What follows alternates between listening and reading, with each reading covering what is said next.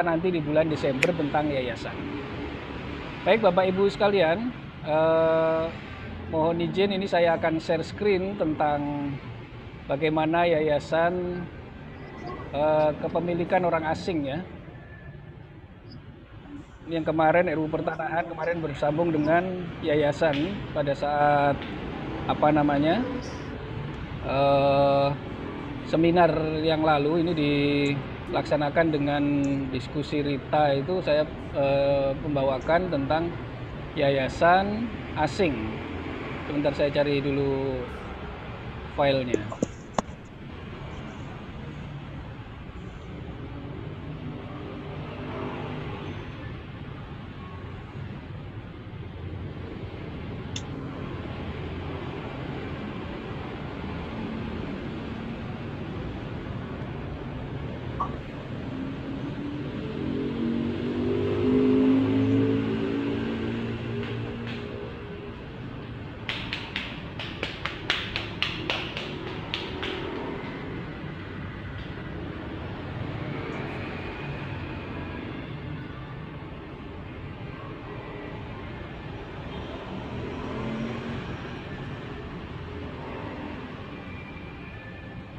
Oke, ini sudah ketemu. Coba akan saya share screen.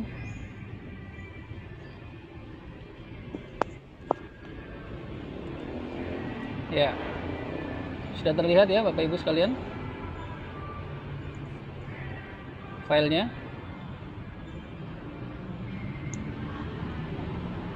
Ya, apa sudah bisa dilihat? Halo? Halo? Ya, bisa dilihat Pak. Bu Rita, terima kasih Bu Rita sudah memantau dan menjawab pertanyaan saya. Baik, saya mulai Bapak Ibu sekalian. Ya, ini yayasan yang didirikan oleh orang asing atau badan hukum asing ya, sesuai dengan PP 363 tahun 2008 tentang pelaksanaan undang-undang tentang yayasan. Nah, ini di PP nomor 2 tahun 2013 tentang perubahan PP 63 tahun 2013.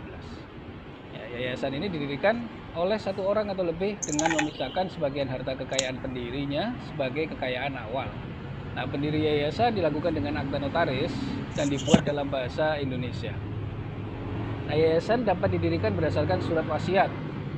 Yang keempat, dalam hal yayasan sebagaimana dimaksud dalam ayat 1, didirikan oleh orang asing atau bersama-sama orang asing mengenai syarat dan tata cara pendirian yayasan tersebut diatur dengan PP.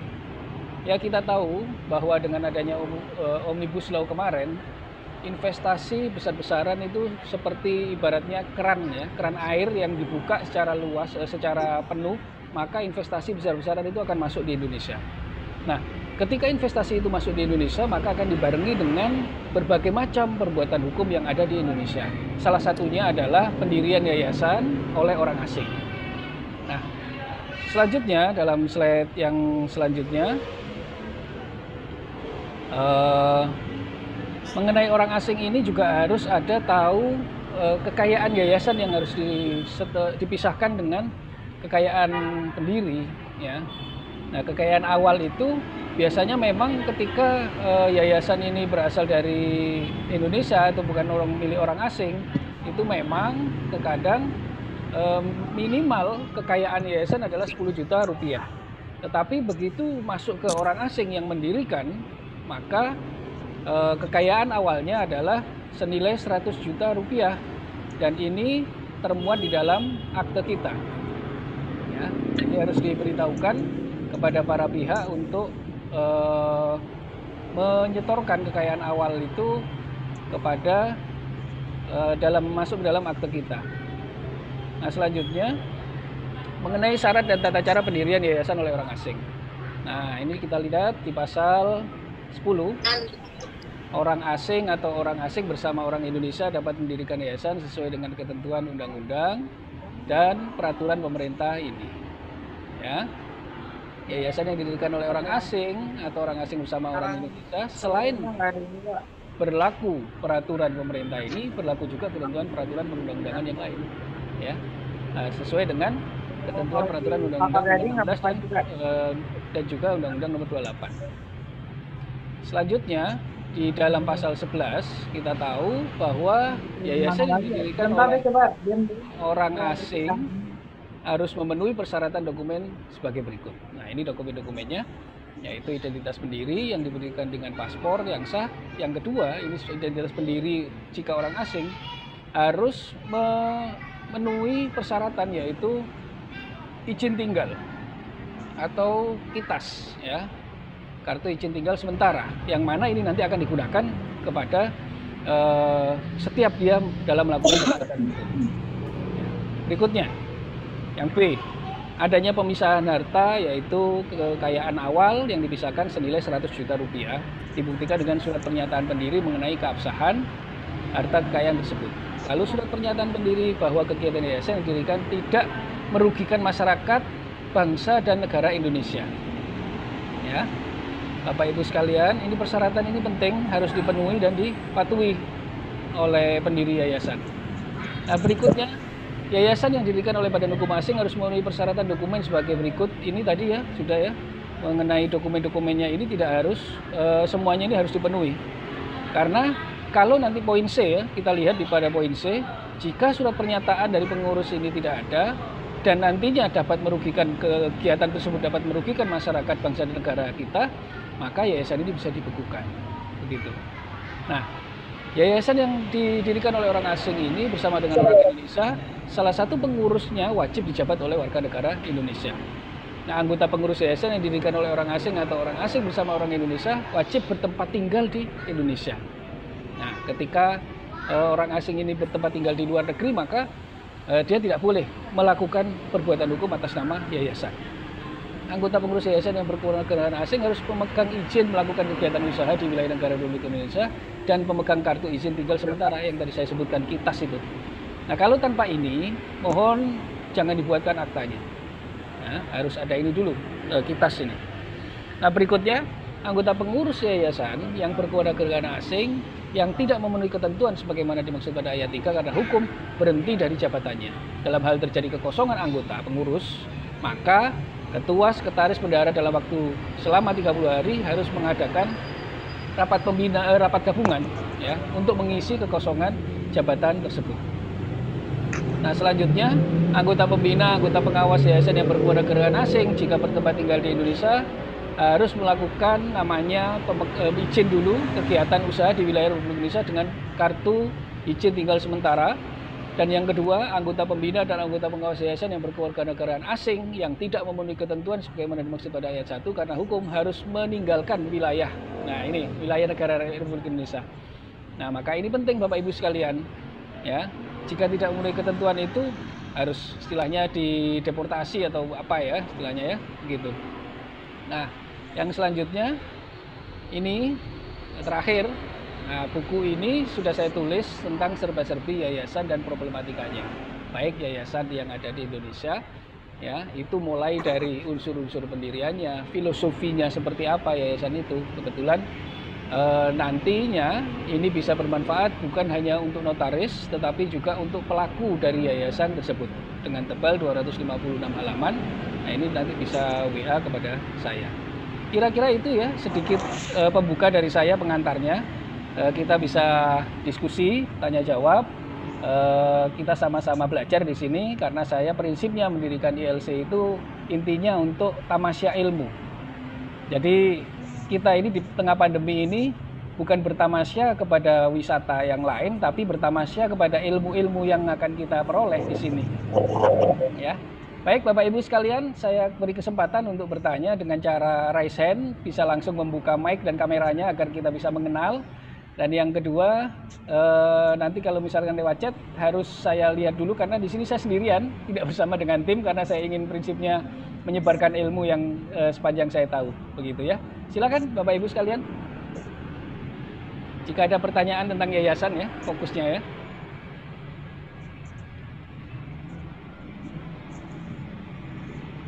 Ya, baik, ini ada chat. Ya, menurut UU Ormas, modal awal yayasan yang didirikan oleh orang asing minimal 1 miliar. Di SABH juga sudah terkunci modal awal 1 miliar. Terima kasih. Baik, terima kasih masukannya. Sesuai dengan apa yang saya dapatkan di dalam undang-undang yayasan tersebut, minimal 100 juta rupiah itu adalah ketentuan minimal. Ya. Ketika di SABH sebesar 1 miliar yang harus ditempatkan, maka ketentuan ini harus kita ikuti nantinya, begitu. Tetapi sepanjang saya membuat yayasan yang didirikan orang asing memang belum pernah, tapi saya tahu ketika undang-undang ini mengatakan bahwa pendirian ini minimal 100 juta rupiah, itu yang kita pakai sebagai pedoman.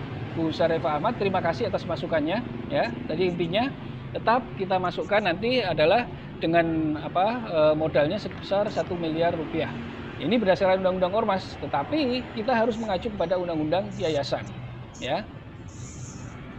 Baik, Bapak Ibu sekalian, silakan kalau ada yang mau berpendapat atau bertanya, silakan.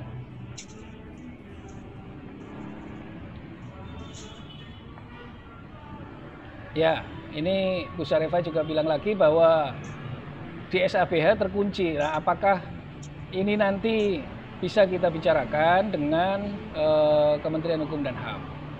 Nah, insya Allah Januari saya diundang oleh Kementerian juga untuk datang ke Jakarta nanti. Coba nanti akan saya kondisikan atau saya komunikasikan masalah ini karena terkait dengan undang-undang yayasan, acuannya karena ini terkait dengan yayasan bukan ormas atau perkumpulan. Ya, demikian menurut saya. Silakan Bapak Ibu, jika ada yang ingin menanyakan atau berdiskusi.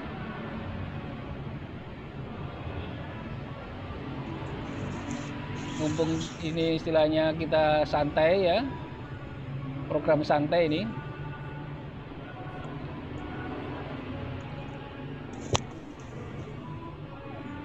Silakan.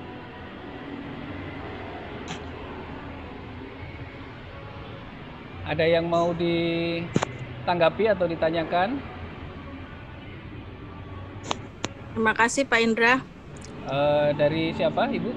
Di mana? Rita, dari Rita Pak, DKI. Bu Rita di Jakarta? Ya, Jakarta ya, baik. Pak. Baik. Silakan Bu Rita. Saya mohon masukannya mengenai yayasan ini kan kalau PP yang 28 dulu itu mereka boleh yayasan itu dapat mendapatkan hak milik. Oke. Ya, nah, yang sekarang itu kan tidak lagi ya Pak, atau mungkin masih ya? Saya juga nggak terlalu paham sekali gitu. Mungkin itu yang saya tanyakan. Karena kebetulan ada yayasan keagamaan yang menanyakan itu terhadap saya. Baik. Terima kasih. Ya. Terima kasih Bu. Ya, waalaikumsalam warahmatullahi wabarakatuh. Bu Rita Purwanti dari Jakarta. Terima kasih sudah bertanya ya, Bu Rita.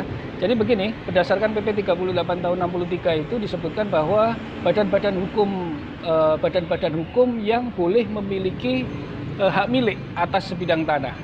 Salah satunya adalah yayasan yang bergerak di bidang sosial dan keagamaan. Nah, sekarang bagaimana caranya untuk yayasan ini agar mendapatkan sertifikat hak milik? Dan ini masih bisa dipakai acuan ini, karena belum ada peraturan pengganti dengan peraturan ini. Caranya, ini harus dipastikan dahulu yayasan ini kepada seperti yang kemarin ditanyakan di grup yayasan itu, kepada Kementerian Agama, ya. Kementerian Agama dalam hal ini bisa diwakili oleh Badan Wakaf Indonesia. Yang kedua, bisa ditanyakan ke Kementerian ATR, karena nanti untuk proses pemilikan hak milik ini harus ada rekomendasi dari Kementerian Agama, ya. Rekomendasi itu sekaligus untuk proses balik nama ke atas nama yayasan dari tanah sertifikat hak milik, supaya haknya ini tidak diturunkan, karena sesuai dengan PP 38 itu badan-badan hukum yang boleh memiliki sertifikat hak milik salah satunya adalah yayasan yang bergerak di bidang sosial dan keagamaan. Nah, ini harus dibuktikan. Dibuktikan dengan apa? Surat rekomendasi dari Kementerian Agama setempat bahwa benar yayasan ini adalah bergerak di bidang keagamaan. Selanjutnya, kalau bergerak di bidang sosial harus dibuktikan juga dengan rekomendasi dari Dinas Sosial, ya, atau Kementerian Sosial, bahwa yayasan ini bergerak di bidang sosial. Nah, selanjutnya kita masukkan berkas permohonan ini ke kantor pertanahan untuk memproses peralihan hak dari pemegang hak sertifikat hak milik, ya, perorangan kepada badan hukum yayasan dengan dilampiri anggaran dasar dan bukti-bukti yang lain. Begitu, Bu Rita. Apakah masih perlu juga dari Kementerian ATR BPN ya Pak untuk yayasan yang dapat memiliki hak milik gitu? Bukankah ada aturan seperti itu? Iya, jadi benar juga. Oleh karena itu tadi saya bilang harus kita komunikasikan dengan Kementerian ATR BPN, Kantah atau kantor pertanahan setempat terkait hal ini. Sebelum nanti Ibu melangkah membuat akte hibahnya atau akte jual belinya atau akte PPAT-nya atau istilahnya apa namanya ikrar wakafnya, ya, ini sebaiknya dikonsultasikan terlebih dahulu di kantor pertanahan. Tetapi sesuai dengan PP 38 itu konsultasinya seperti itu nanti. Berdasarkan PP 38 tahun 63 itu badan-badan hukum yang boleh memiliki hak milik. Kita lampirkan pernyataan-pernyataan itu, ya, dengan cara nanti ke kantor pertanahan. Demikian Bu Rita. Baik Pak, terima kasih sementara. Iya, terima kasih kembali. Ada lagi mungkin yang lain Bapak Ibu sekalian? Semoga saja hadirnya ILC ini bisa bermanfaat ya buat Bapak Ibu sekalian. Nantinya ada kegiatan di bulan Desember ini yang akan menghadirkan perjanjian kawin dan proses Islam. Pak Yanto. Pak Yanto Sukmajati dari mana Pak Yanto? 12 4 Silakan Pak Yanto. Halo Pak Yanto. Iya Bos. Ya, silakan Pak Yanto. Assalamualaikum saja Bos. Saya mengikuti aja. Waalaikumsalam warahmatullahi wabarakatuh. Terima kasih Pak. Ini lagi ngobrol sama teman jadi. Oh iya Pak Yanto. Ya siap Pak Yanto, siap. Yeah. Saya matikan ini. Ya. Saya mengikuti aja Bos. Ya, silakan. Kalau ada lagi yang lain ingin bertanya atau berpendapat, tidak apa-apa, kita pesertanya cuma 20 tapi ilmu itu masih bisa kita kita nikmati ya, kita bertamasya ilmu di sini. Silakan untuk yang lain. Yayasan di Indonesia ini banyak sekali permasalahannya Bapak Ibu sekalian. Di grup WhatsApp ILC 1 ya, itu pesertanya bukan hanya notaris, tetapi pelaku yayasan itu sendiri. Jadi di situ ada ketua, ada pembina, ada pengawas, ya, yang tergabung dalam grup WhatsApp itu, makanya penuh kemarin ketika diumumkan itu. Nah, di situ setiap hari itu selalu ada pertanyaan tentang yayasan. Apakah pembina ini boleh mendapatkan keuntungan dari yayasan, menikmati hasil dari yayasan? Itu ditanyakan karena selama ini di Indonesia ini pembina rata-rata menikmati keuntungan itu. Contoh, misalkan pembina ini menarik keuntungan ke unit-unit usaha yang ada di bawahnya. Misalkan di bidang sosial ada pendidikan, ada pondok pesantren, ada sekolahan. Nah, keuntungan yang didapatkan dari sekolahan atau pondok pesantren atau istilahnya madrasah ya, itu dinikmati oleh pembina. Nah, itu terlarang. Kemarin ketika saya mengadakan seminar tentang serba-serbi yayasan ini, mereka kaget semuanya. Karena selama ini mereka pelaku yayasan ini tidak mengetahui tentang seluk-beluk yayasan yang pasti. Mohon maaf, begitu juga kita. Kalau kita ilmu ini tidak kita asah, tidak kita perdalam, tentunya kita sebagai notaris hanya sifatnya membuat yayasan itu hanya sekedar membuat saja tanpa memberikan edukasi kepada pelaku yayasan. Begitu. Oke, ini ada pertanyaan lagi dari Bu Lusmeina ya. Apakah di dalam yayasan terdapat pembina dan pengawas? Dapat dijelaskan? Betul sekali. Ya, menurut Undang-Undang Nomor 28 itu dijelaskan di situ bahwa susunan organ yayasan itu terdiri dari pembina, pengurus, dan pengawas. Ya. Nah, susunan pembina pengurus serta pengawas ini tidak boleh merangkap jabatan di dalamnya. Ada larangan di dalam undang-undang tentang rangkap jabatan. Misalkan contohnya pembina merangkap sebagai ketua, ini tidak diperbolehkan. Lalu pembina merangkap sebagai pengawas dan sebaliknya, ini tidak dibolehkan ketika rangkap jabatan itu dalam satu yayasan.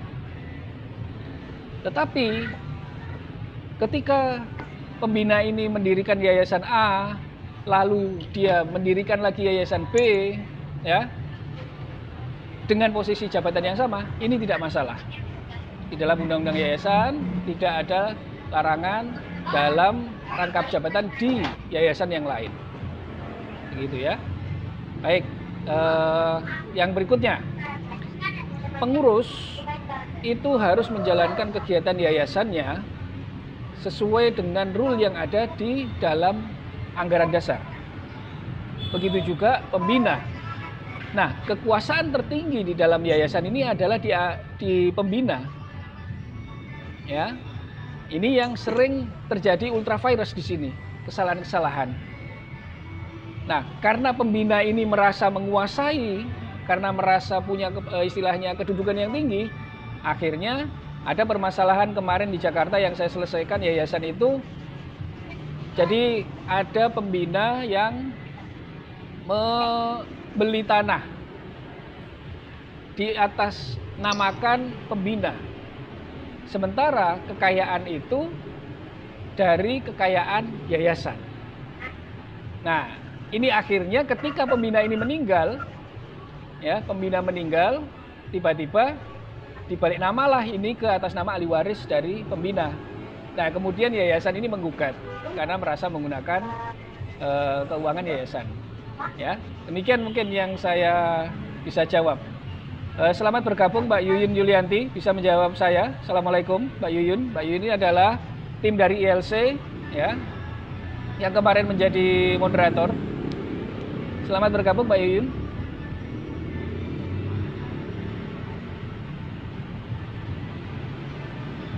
Baik, ini ada pertanyaan dari Bu Sarefa ya. Apakah untuk pembina, pengurus, pengawas berlaku juga ketentuan seperti PT, PNS atau TNI aktif harus mendapatkan izin atasan juga? Untuk PNS aktif ya, di dalam ketentuan undang-undang yayasan ataupun ketentuan tentang PNS di dalam Undang-Undang Nomor 1 Tahun 95 kalau tidak salah kemarin saya jelaskan itu sebenarnya tidak ada larangan ketika menjadi organ yayasan PNS tersebut. Tetapi perlu diingat, jangan sampai ketika nanti dia menjadi organ yayasan mengabaikan kepentingan atau kewenangan dia sebagai PNS. Ya.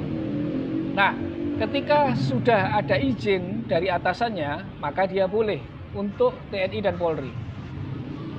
Tetapi PNS aktif di dalam Undang-Undang PNS itu tidak ada yang namanya larangan untuk mendirikan yayasan atau perkumpulan atau istilahnya badan hukum. Ya. Demikian Bu Sarefa. Nah, ini ada pertanyaan lagi mengenai rangkap jabatan. Apakah pembina, pengurus, dan pengawas boleh atau tidak rangkap menjadi ketua unit usaha? Baik, Bu Sarefa, ini terjadi ya di kehidupan kita di lingkungan yayasan itu terjadi. Biasanya nama-nama yang ada di dalam yayasan itu hanya ditempel saja. Ya, nama-namanya ditempel. Dia tidak tahu fungsi dan kedudukannya dia sebagai pemegang yayasan. Akhirnya terjadilah rangkap jabatan. Ya. Nah, pertanyaannya senada dengan bolehkah pembina ini merangkap jabatan sebagai kepala sekolah? Ya. Sebagai kepala sekolah atau ketua unit usaha. Nah, unit usaha ini pertanyaan saya adalah apakah unit usaha ini usaha yang di dalam yayasan atau unit usaha yang di luar yayasan? Yang saya maksudkan di dalam unit usaha di luar yayasan ini adalah unit usaha yang didirikan oleh yayasan. Ya. Nah, boleh atau tidak dikatakan di dalam undang-undang yayasan, rangkap jabatan, terutama misalkan di unit usaha yang di luar yayasan, maka tidak diperbolehkan.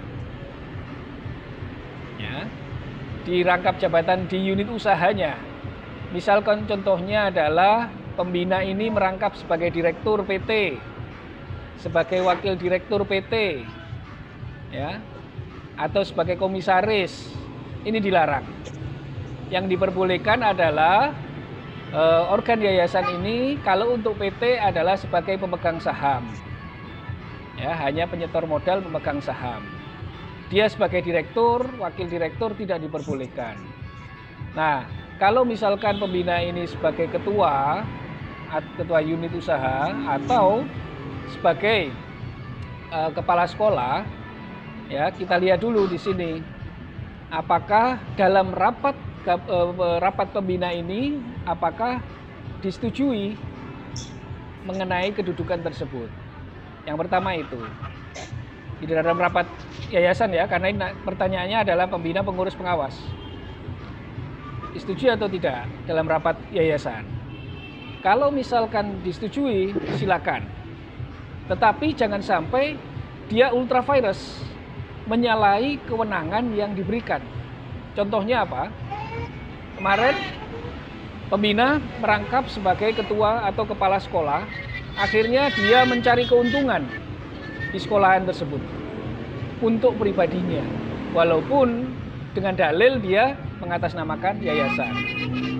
Ya, nah ini sudah terjadi Bapak Ibu sekalian di Indonesia. Akhirnya muncullah perbuatan-perbuatan melawan hukum di sini. Terjadilah gugatan perdata, bahkan sampai ke laporan pidana ketika diaudit kekayaan yayasan tersebut. Demikian Bu Sarefa. Lanjut pertanyaan ke Pak Rudi, ya. Yayasan tidak boleh melakukan kegiatan secara langsung, tapi banyak saya temui yayasan yang mendirikan sekolah atau kampus. Apakah sekolah atau kampus itu termasuk kegiatan sosial? Ya, baik, terima kasih Pak Rudi atas pertanyaannya. Yayasan tidak boleh melakukan kegiatan secara langsung itu yang mana? Yang tidak diperbolehkan. Karena begini, yayasan yang bersifat nirlaba, yang bergerak di bidang sosial, kemanusiaan, dan keagamaan, ketika di bidang sosial ini, di bawahnya adalah mendirikan lembaga pendidikan baik formal maupun non-formal. Nah, ketika dia tidak bertindak secara langsung kepada pendidikan tersebut, lalu siapa yang akan mengurusi nanti? Maksudnya di sini adalah yang dilarang itu adalah rangkap jabatan itu tadi seperti penjelasan saya. Ya. Kalau misalkan ini pendidikan sekolah, kampus itu masuk di dalam kegiatan sosial, yaitu di bidang pendidikan. Ya.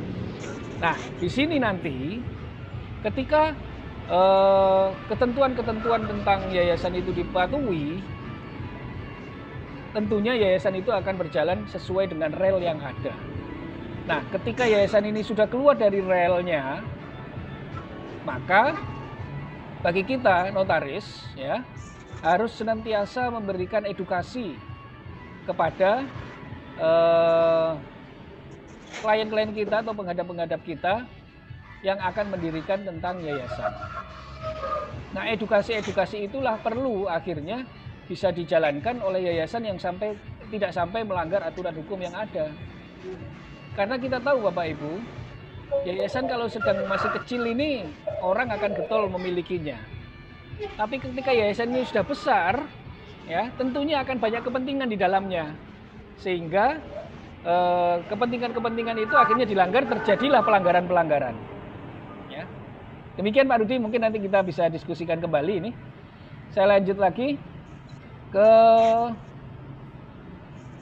Bu Sarefa lagi, unit usaha dalam yayasan seperti rumah sakit, sekolah, dan lain-lain. Ya, betul. Maksudnya di sini bertindak secara langsung.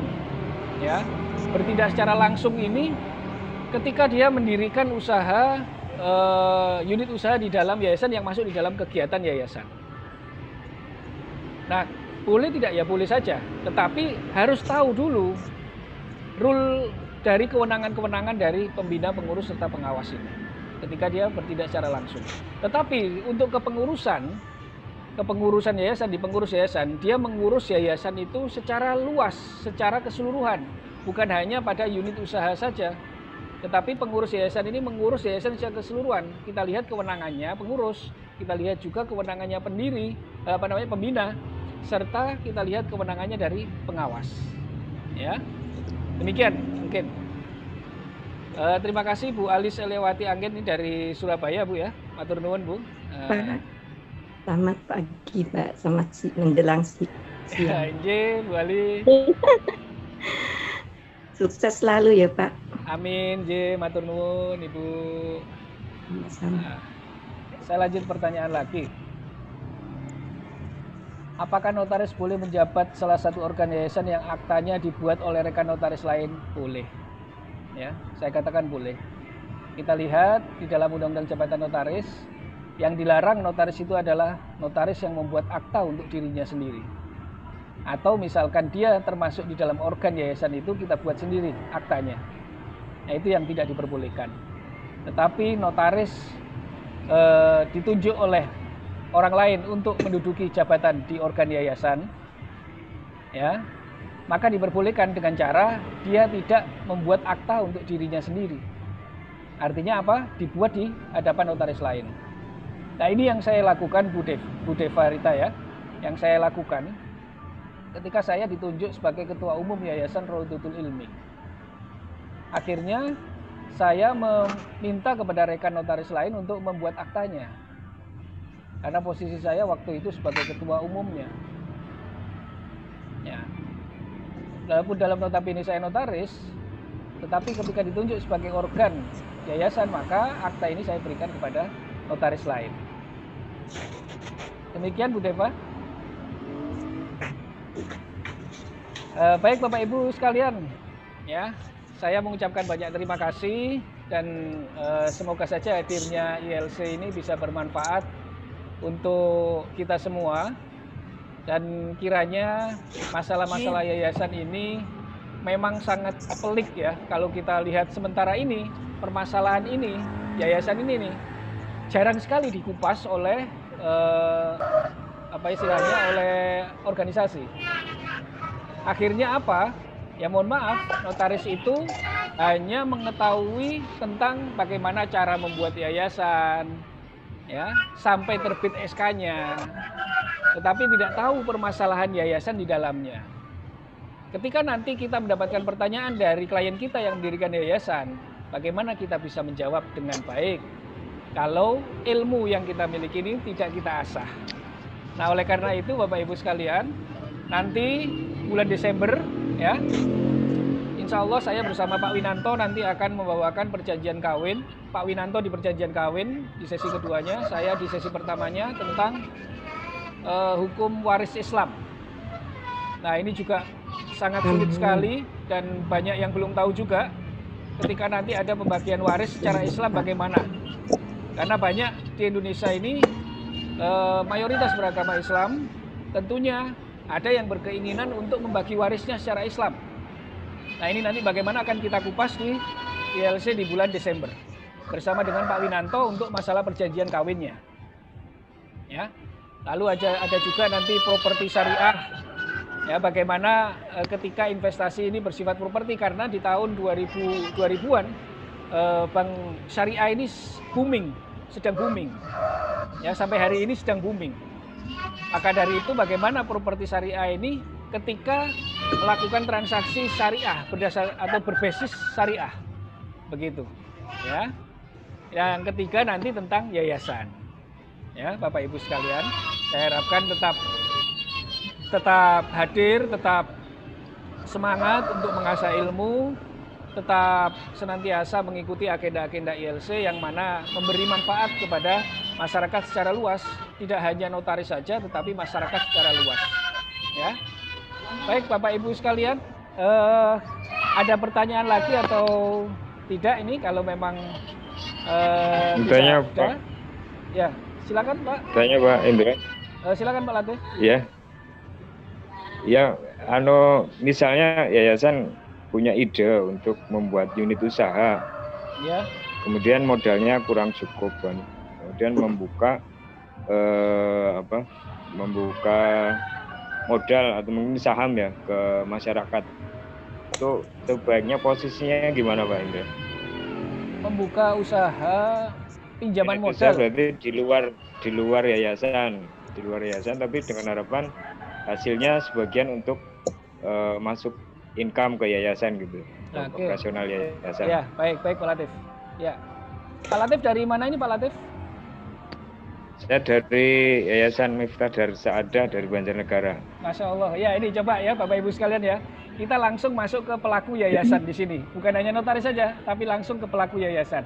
Terima kasih Pak Latif sudah bergabung Pak Latif. Nah, ya, sama-sama. Yayasan ini bisa mendirikan badan hukum di dalam ketentuan. Maka dari itu, ketika ingin mendirikan unit usaha seperti itu, bisa mendirikan badan hukum berupa koperasi Pak Latif. Ya, dengan cara nanti Bapak datang ke notaris yang ada di kota Bapak untuk bilang bahwa ingin mendirikan koperasi, di mana salah satu pendirinya adalah yayasan, ya, sehingga yayasan ini masih punya andil di sini di koperasi ini. Koperasi dalam hal ini ketika berbasis syariah maka dia adalah Bainal Mutlak bin Taklik, ya, BMT bentuknya nanti. BMT. Ya, jadi begitu Pak Latif. Iya, berarti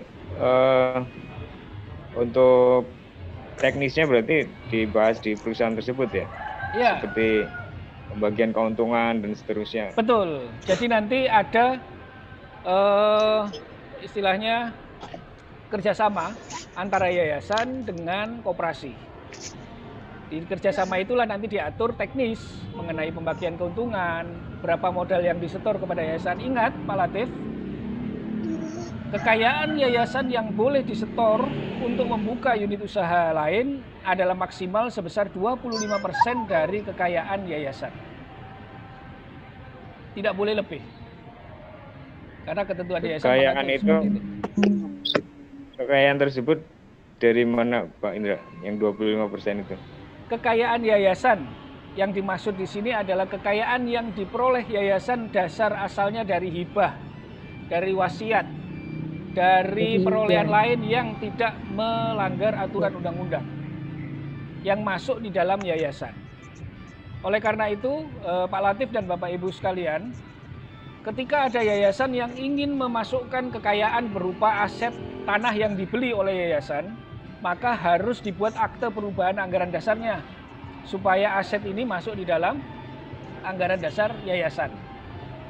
Jadi datang ke notaris untuk membuat akte perubahan anggaran dasarnya, yaitu di pasal 5 tentang kekayaan yayasan, dengan memasukkan aset yayasan berupa misalkan benda bergerak atau benda tidak bergerak. Nah, itulah yang dinamakan kekayaan yayasan secara umum. Nah, ketika yayasan kekayaan ini secara umum ditotal ketemunya misalkan 100 juta, maka 25% dari 100 juta itulah yang boleh diinvestasikan untuk membuka unit usaha di luar yayasan.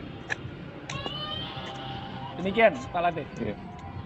Kalau misalnya salah satu asetnya berupa sekolah dan sekolah berkembang, otomatis kan jumlahnya juga berkembang. Apakah itu dimasukkan juga?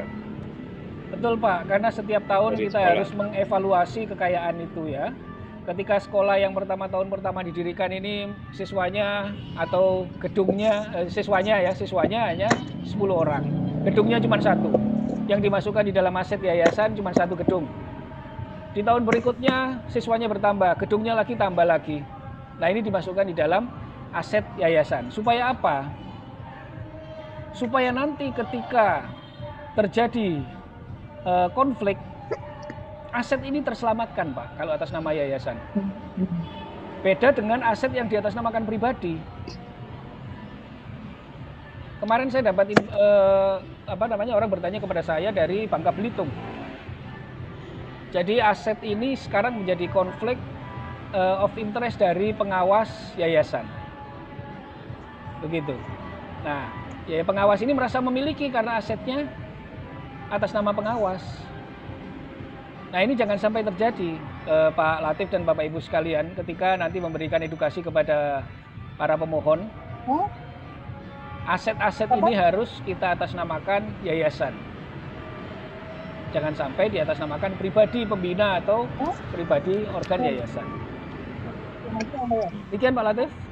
Berarti itu bisa nambah itu ya, nambah jumlah harta sehingga dari 25% itu juga bisa menambah banyak ya. Semakin banyak nantinya.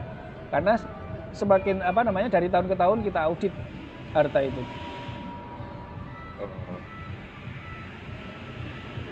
Begitu Pak Latif. Ya, sama-sama Pak Latif. Barakallahu fiik Pak Latif. Ya. Baik Bapak Ibu sekalian, masih ada pertanyaan atau tidak? Kalau tidak ada, ini sudah pukul 11 ya, persiapan sholat duhur di Malang ini ketika ini saya posisinya. Kalau memang tidak ada, nanti kita berlanjut diskusi sharingnya di grup WhatsApp, baik di Serba-Serbi Yayasan 1 maupun di Serba-Serbi Yayasan 2. Ya, saya mengucapkan banyak terima kasih ya, jazakumullah khair atas kesempatan yang diluangkan oleh rekan-rekan sekalian untuk hadir di acara pada siang hari ini. Semoga ilmu-ilmu yang kita dapatkan bisa bermanfaat baik untuk diri kita pribadi dan juga untuk orang lain, dan kita bisa menyebarkan ilmu ini kepada orang lain. Ya, sebagaimana yang disabdakan Rasulullah, khairun nas anfa'uhum linnas. Sebaik-baik manusia adalah yang paling bermanfaat buat sesamanya. Ya. Demikian Bapak Ibu sekalian, saya ucapkan akhirul kalam wa akhirul da'wana alhamdulillah. Assalamualaikum warahmatullahi wabarakatuh. Waalaikumsalam. Pak, bisa minta paparan? Paparan yang slides tadi ya Bu ya? Ya, iya Pak. Oh baik, nanti coba akan saya kirimkan ke grup ya. Ya Pak, makasih Baik, Pak. Ya, sama-sama Ibu Ali. Pak. Ya, ya Kak. Saya bubarkan grupnya dulu ya. Nanti kita adakan diskusi sharing lagi. Gitu ya. Terima kasih semuanya. Terima kasih kembali. Assalamualaikum. Waalaikumsalam.